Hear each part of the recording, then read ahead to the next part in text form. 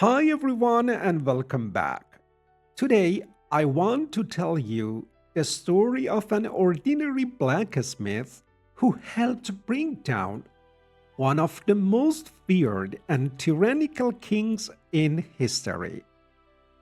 If you watched the previous episodes, you already know who Zahhak was. A king whose rise to power began with betrayal. A king cursed with two black serpents growing from his shoulders, and a king whose serpents had to be fed with the brains of two young men every single day. And as the years passed, Zahhak's power grew. His armies conquered kingdoms. His wealth became immense, and fear spread across the land. Most people were too afraid to resist him, and honestly, who could blame them? When speaking the truth can cost you your life, silence begins to feel like the safest choice. But among all those frightened people was a man named Kaveh, a blacksmith, a father, a hard-working man who had never asked for greatness. And by the time our story begins, 17 of his sons were already gone. 17, taken one by Zahhak's servants.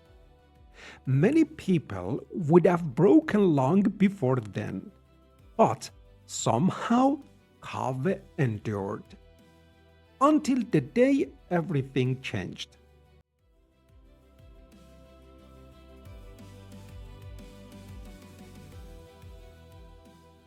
While the people lived in fear, Zahhak himself wasn't at peace. One thing haunted him: a prophecy. A prophecy about a child named Ferdowsi, a child destined to destroy him. Determined to secure his power, Zahhak summoned the most powerful men in his kingdom: nobles, judges, priests, military commanders. Then he presented them with a document, a declaration praising his justice and wisdom. Of course, it was a lie. Everyone in the room knew it, yet one by one they signed. Not because they believed it, but because nobody wanted to be the first person to refuse. When telling the truth becomes dangerous, silence can start to look like wisdom. Everything was going exactly as Zahhak planned, until a voice echoed through the hall. A loud voice, an angry voice, a voice that didn't belong there. The guards turned, the nobles froze, and Zahhak frowned. "Bring him forward." A few moments later, a man stepped into the hall. His clothes were dusty. His hands were rough for years of labor. He carried no weapon, no title, no badge of rank. He was a blacksmith. His name was Kaveh. Now, you might expect a man standing before a king to be nervous.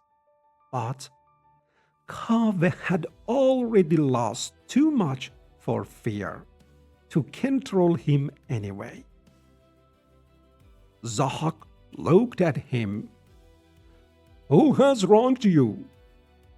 For a moment, the hall was silent.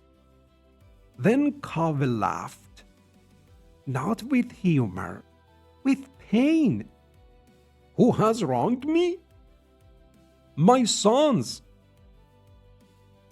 The room grew quiet. 17 of them, one by one, fed to your serpents.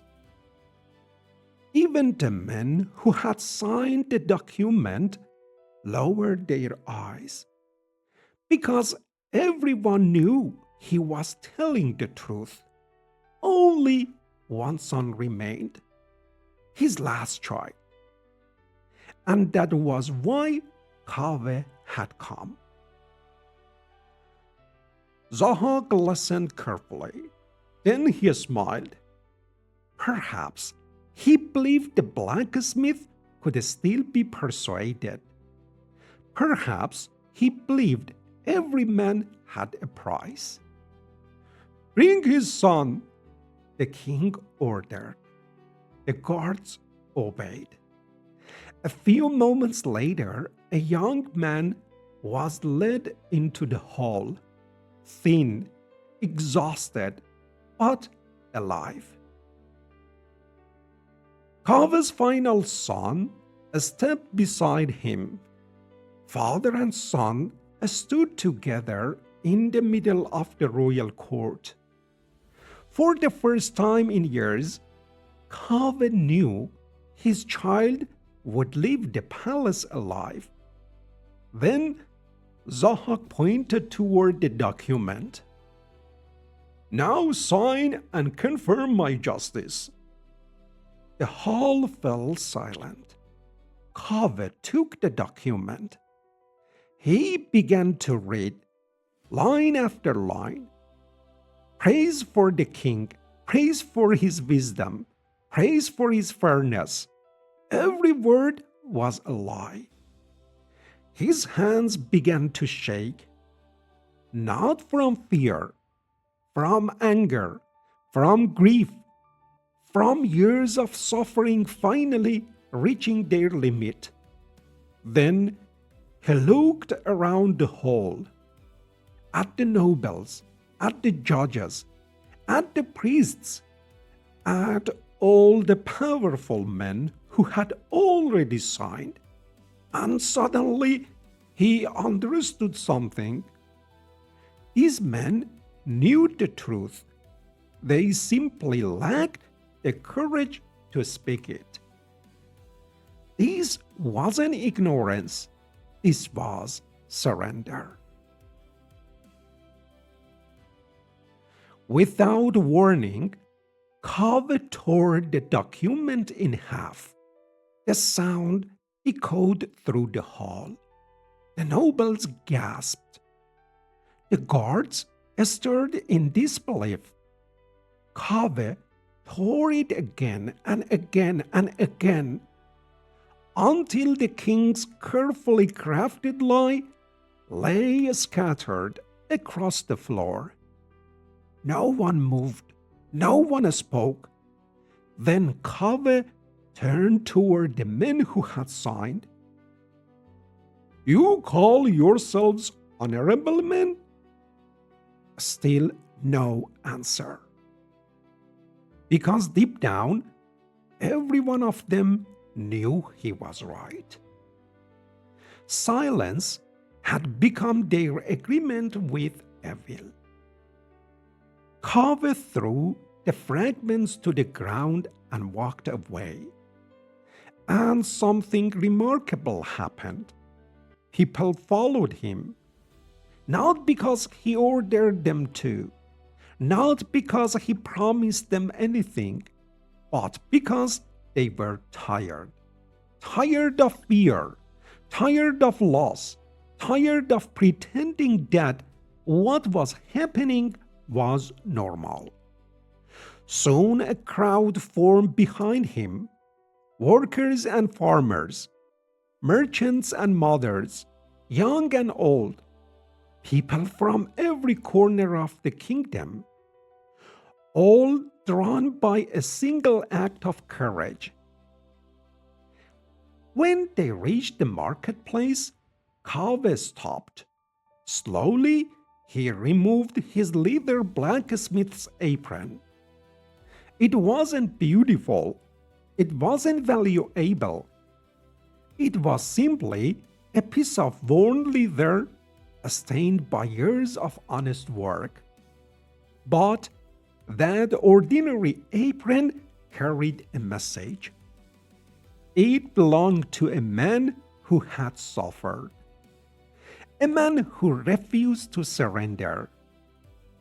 Kaveh tied it to the end of a spear and raised it high above his head.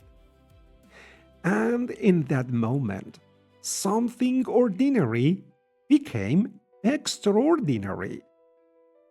A worker's apron became a banner, a symbol, a challenge to a king.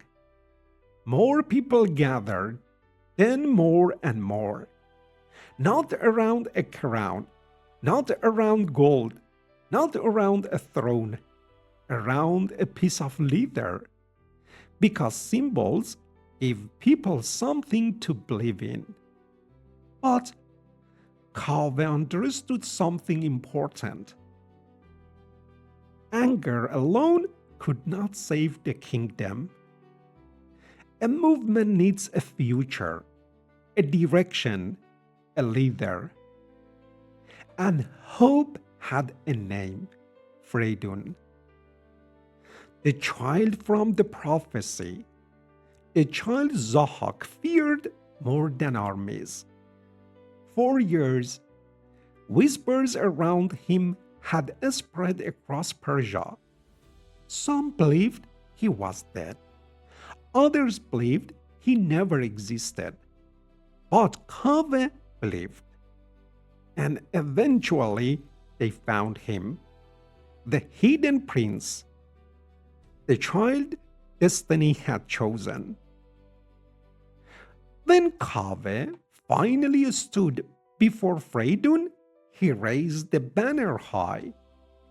Behind him stood a growing movement.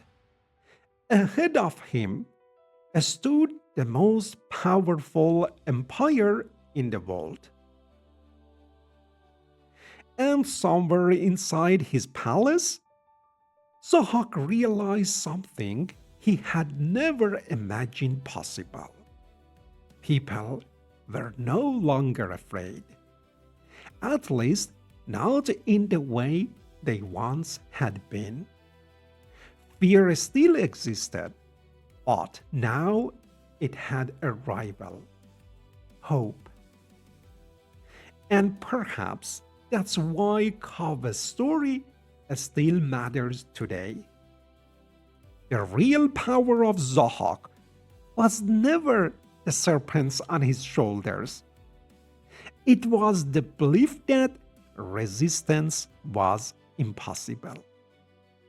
And the real power of Kaveh was never his hammer, never his apron, never ever his banner. It was his willingness to stand up when everyone else remained silent. Fear spreads, but courage spreads too. And once people begin to believe that change is possible, the foundations of every tyranny begin to crack. As for Zahhak, his throne still stood. His armies still marched. His serpents still demanded their terrible price. But the beginning of his end had already arrived. And somewhere in Persia, Ferdowsi was preparing for the destiny that awaited him. But that, my friends, is a story for the next episode.